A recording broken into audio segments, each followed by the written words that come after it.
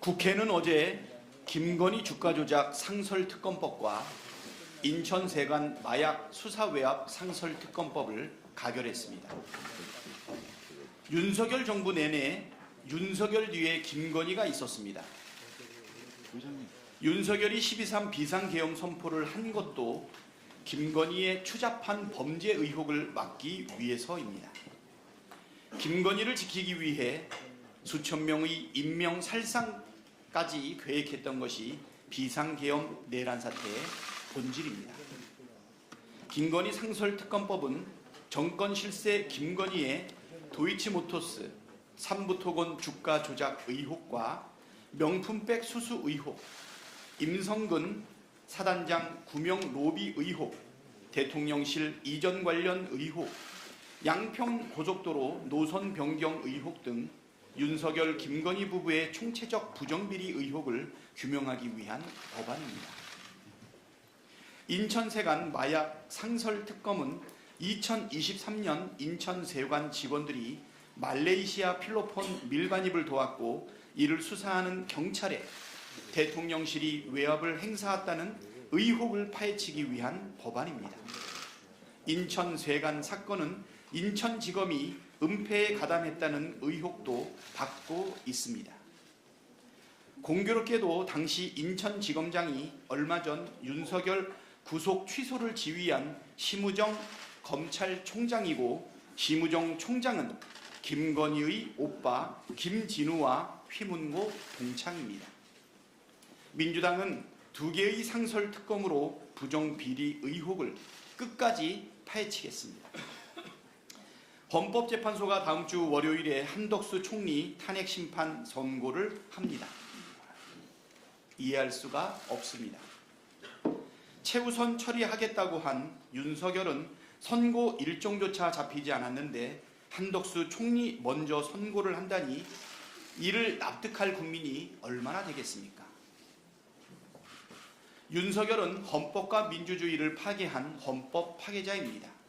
잘못을 반성하기는커녕 끝없는 선동으로 헌정 질서를 유린하고 있습니다. 윤석열 파면이 늦어질수록 나라와 국민이 입을 피해가 기하급수적으로 커질 게 자명한데 헌법재판소는 왜 거북이 걸음인지 국민께서 묻고 계십니다. 이 엄중한 질문에 헌법재판소가 답해야 합니다. 오늘 바로 선고기일을 지정하고 가장 빠른 날에 윤석열을 파면함으로써 헌정질서 수호라는 본연의 책무를 다하기를 거듭 촉구합니다. 최상목 부총리는 헌정유린에 대해 합당한 책임을 져야 합니다. 헌재 결정을 존중해 헌법 수호의 책무를 다할 기회를 줬지만 최상목 대행은 결국 거부했습니다. 헌법 수호의 책무를 저버린 자는 공직자로서 자격이 없습니다. 윤석열이 무너뜨린 헌정 질서를 바로 세워야 할 자리에 있으면서 오히려 내란 종식을 방해하며 국헌문란 행위를 일삼았습니다. 한마디로 최상목은 내란 종식과 국가 정상화의 걸림돌입니다. 누구든 헌정 질서를 유린하는 자는 처벌받는다는 원칙을 세우는 것이 12.3 내란으로 무너진 헌정 질서를 바로 세우는 길입니다. 비겁하게 도망가지 말고 법의 심판을 받기를 바랍니다. 국민 앞에 사퇴한다 오기 부리지 말고 국민의 뜻대로 헌법을 수호할 용기를 내기를 촉구합니다. 다음으로 김민석 최고위원의 발언이 있겠습니다. 원칙이 흔들리니 신뢰가 흔들립니다. 헌재가 그렇습니다. 실망입니다. 한덕수 총리 선고 기일 지정으로 선입 선출 원칙도 헌재가 스스로 밝혀온 중요 사건 우선 원칙도 무너졌습니다. 다음 주 윤석열 파면 선고를 위한 선행 조치라는 해석도 있지만 윤석열 파면 선고가 기약 없이 더 늦어지는 게 아닌가 하는 우려 또한 커지는 이유는 결국 원칙이 무너진 탓입니다. 헌재의 신뢰와 존중은 스스로 원칙의 축적을 통해 획득하는 것입니다. 원칙이 흔들리고 그 이유에 대해 국민들께 설명 의무조차 다하지 않으면 헌재 스스로 신뢰의 기반을 깎아내리는 결과를 낳을 수밖에 없습니다. 오죽하면 헌재가 국힘의 요구를 다 들어주며 끌려가나 하는 지적이 나오겠습니까? 윤석열이 무원칙하게 불구속 상태가 된 이후 국민의 분노와 파면 여론은 한층 높아져 가고 있습니다. 헌재의 파면 선고를 향한 국민의 인내 또한 이미 한계점을 넘었습니다. 총을 쏘라는 이야기를 쉽게 내뱉는 부부 권력이 일으킨 내란입니다. 윤석열 복귀는 지옥의 문을 여는 것입니다. 한덕수 선고 이후에도 다시 정치적 좌고 우면으로 헌재의 신뢰에 씻을 수 없는 상처를 줄 선고 지연의 오류를 범하지 말기를 바라는 국민의 뜻을 다시 한번 무겁게 전합니다. 다음으로 전현희 최고위원의 발언이 있겠습니다. 헌법재판소가 선입 선출 원칙과 윤석열 탄핵 심판을 최우선 심리하겠다는 약속을 어기고 한덕수 총리 탄핵 선고일을 먼저 지정했습니다. 매우 유감입니다.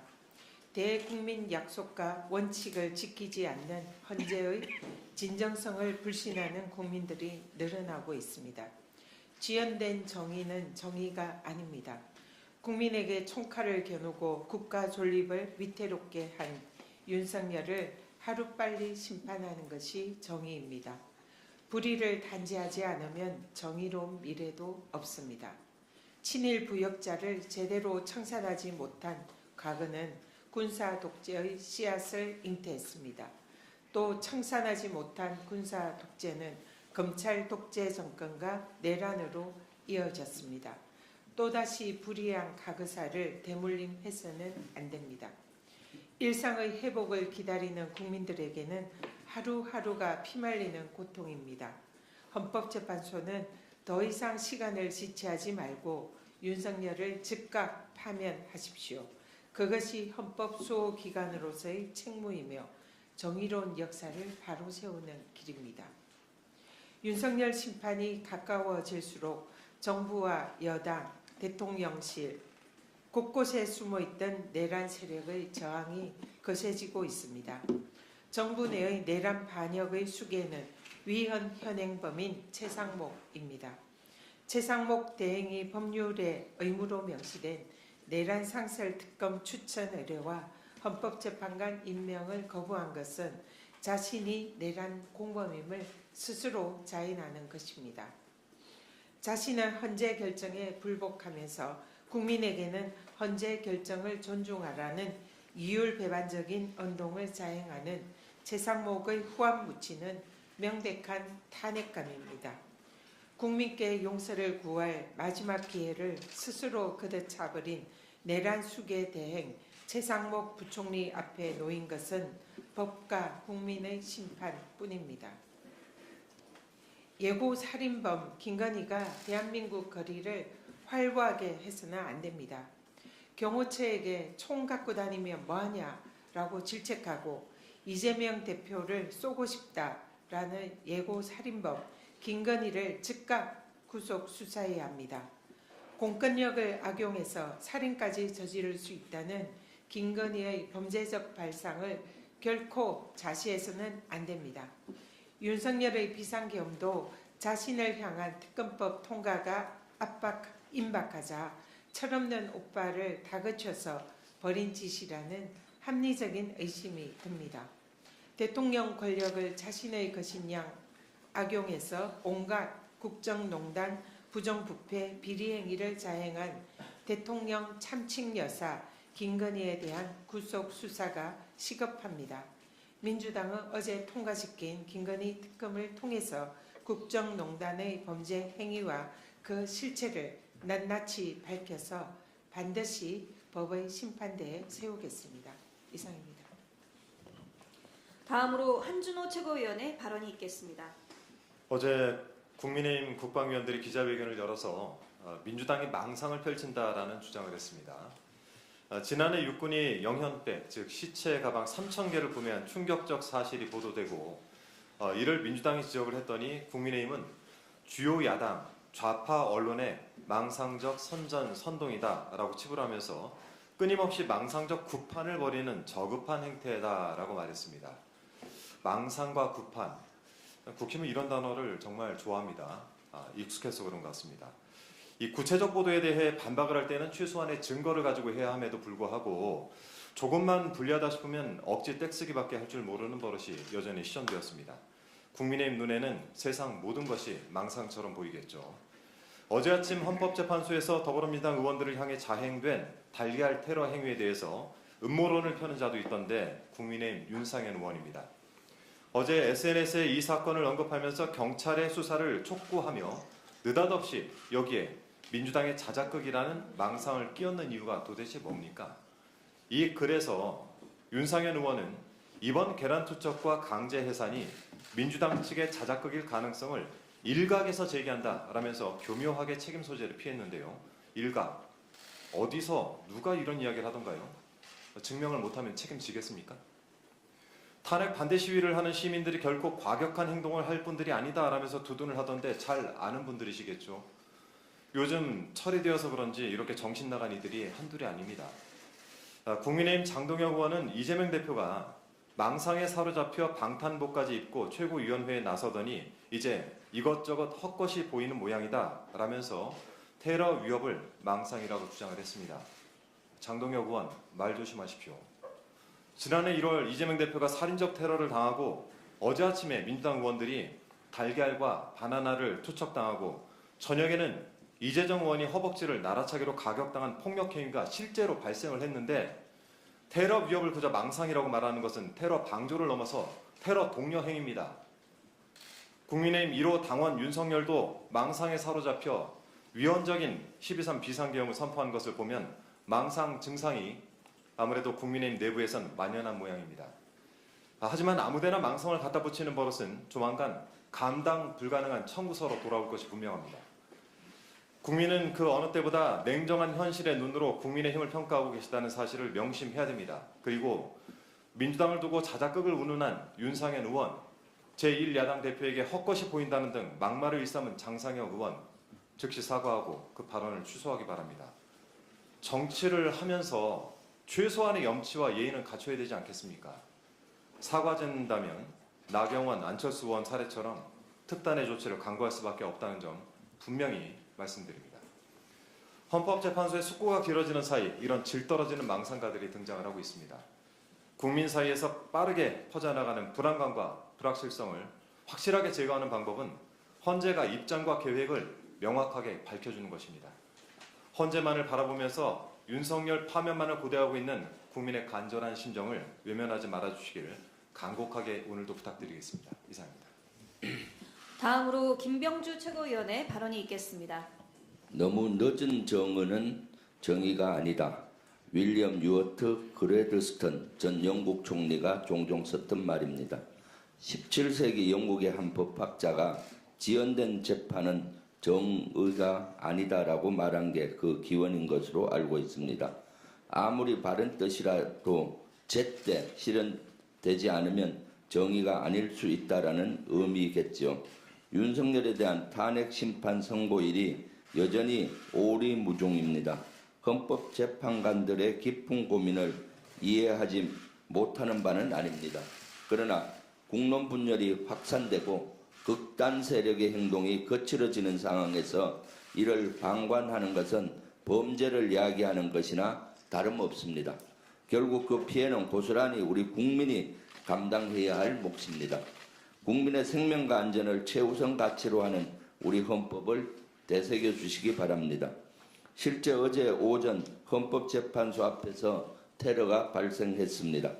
극우 극단 세력이 민주당 의원을 향해 달걀과 물병, 과일을 던졌습니다. 오후에는 헌재로 향하던 이재정 의원을 한 남성이 발로 찼습니다. 경찰이 지켜보는 상황에서도 아무렇지도 않게 폭력을 휘둘렀습니다. 1인 시위라고 우기며 헌재 앞까지 몰려온 이들 극단 세력에 대해 경찰은 뒤늦게 강제 해산 조치에 들어갔습니다. 지난 1월 19일 서부지법 사태를 겪고도 경찰은 여전히 아린한 태도를 보이고 있습니다. 심히 우려스럽습니다. 윤석열식 위헌 위법 바이러스는 이미 극우 극단 세력에 전염된 상태입니다. 그들에게 법치는 온데간데 없이 사라졌습니다. 정치 폭력이 본격적으로 시작됐다는 우려까지 나오고 있습니다. 다시는 이런 불상사가 발생하지 않아야 합니다. 철저히 대비해 주실 것을 경찰에 간곡히 부탁드립니다. 김성훈 경호처 차장의 구속영장 내용이 공개됐습니다. JTBC 보도에 따르면 김 차장은 지난해 12월 7일 비아폰 관련 관리 담당자에게 전화해서 특전사령관, 수방사령관, 방첩사령관의 비아폰에 저장된 통화 기록을 삭제하라고 했습니다. 그러면서 대통령의 지시를 언급했다고 합니다. 다시 말해 비아폰 증거 인멸 시도가 윤석열에서 시작된 것으로 보입니다. 특히 김 차장의 구속영장엔 피의자로 가장 먼저 윤석열의 이름이 올랐고 주요 공범이란 표현도 담긴 것으로 전해졌습니다. 이런 자가 지금 거리를 활보하고 있습니다. 윤석열은 지금도 틈만 나면 증거인멸을 시도하거나 이미 증거를 없앴을 수도 있습니다. 윤석열에 대한 구속을 취소하고 즉시 항고까지 포기한 행위가 얼마나 위험천만한 것인지 아직도 모르겠습니까? 뒤늦게라도 알았다면 지금이라도 당장 윤석열을 다시 구속하시기 바랍니다. 이상입니다. 다음으로 이현주 최고위원의 발언이 있겠습니다. 어제 국회 본회의에서 국민연금법 개정안이 통과가 되었습니다. 18년 만에 연금개혁입니다. 보험료를 9%에서 13%로 4% 올리고 소득 대체율을 40%에서 43%로 올리는 내용입니다. 보험료 4%를 올리는데 무려 18년이 걸렸습니다. 국민연금법은 5년마다 연금재정 추계를 하도록 되어 있습니다. 그래서 원래 5년마다 연금개혁이 되어야 마땅했습니다. 그러나 연금개혁은 2007년 노무현 리더십으로 연금개혁이 이뤄진 이후 18년간 되지 않았습니다.